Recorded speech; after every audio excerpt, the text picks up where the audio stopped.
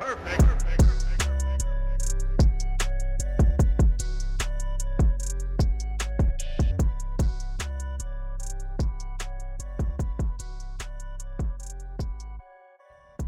been an amazing ride. It's been an amazing ride with you guys, and it's time for us to move on.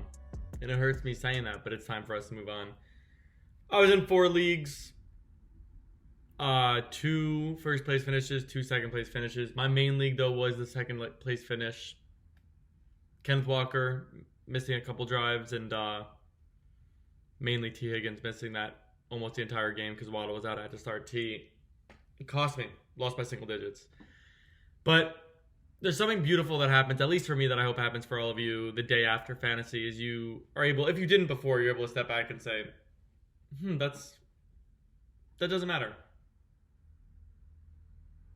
It doesn't matter. No, I'm kidding. All right, so let's talk about your league, because I nailed it again. And I hate to do it. I really hate to do it, to nail everything again. I got the third place game right. El Granos wins. We'll talk about that. And then, of course, it's not even worth. Obviously, El Professor was going to win. It was a charade acting like that wasn't going to happen. Again, my only issue is if El Professor is acting like this wasn't due to the trades in which he absolutely manhandled these individuals. But El Professor did a fantastic job. The best value player down the stretch was Kyron Williams based on the capital it took to get him. And that's a guy that El Professor was able to lock down. We obviously know about the CD thing, 43.7. That's the reason I lost in my game.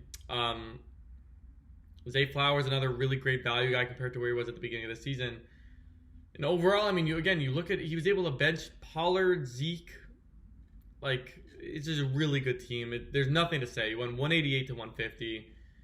Crucifier showed he belonged. I mean, he gets another great game out of ETN, who had many this season. Monroe, who every week this season had a good game, it appeared. SFD, a good start. SF Kicker.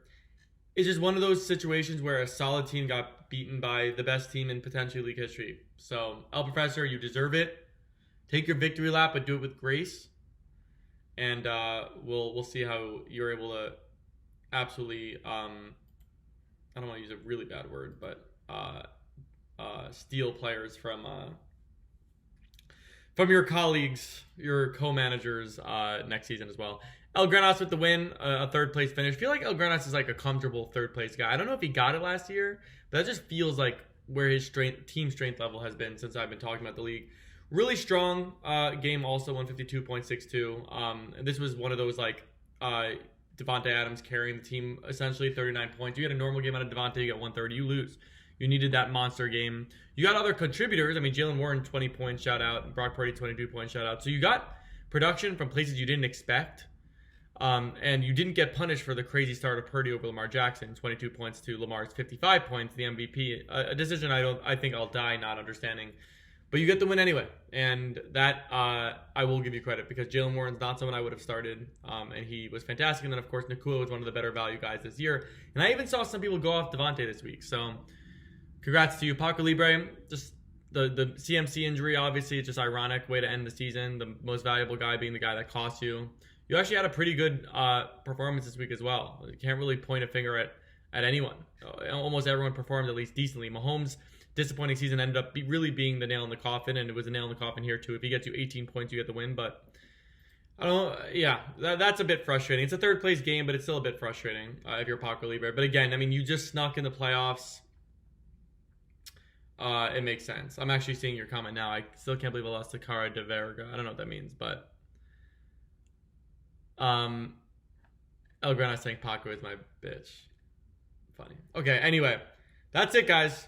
There's not much to say. Everyone knew El Professor was going to win. This is like reading a child's fairy tale book. You know the end's going to be happy. So like the last page is kind of the most boring page, you know? But congratulations. I hope everyone had fun this season. Excited to see the league structure next season.